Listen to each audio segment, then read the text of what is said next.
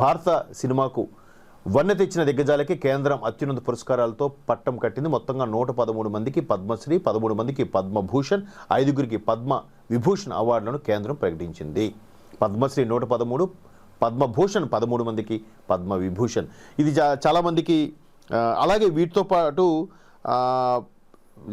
చక్ర, అది దాని అంటే పరమవీర చక్ర లాంటి బిరుదులు కూడా ప్రదానం చేస్తుంది.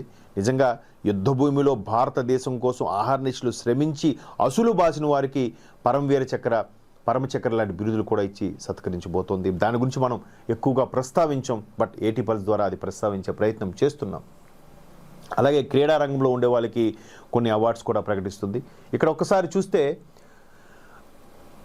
సినీ నటులు కేరళ నుంచి మమ్ముట్టి, గాయని అల్కా యాగ్నికులకు పద్మభూషణ్ వచ్చింది. అలాగే తెలుగు నుంచి రాజేంద్ర ప్రసాద్ గారికి, మురళీమోహన్ గారికి, తమిళ నటుడు మాధవన్, అలాగే పద్మశ్రీ, బాలీవుడ్ నుంచి దివంగత ధర్మేంద్రకు పద్మ విభూషణ్ అవార్డులు ప్రకటించాయి.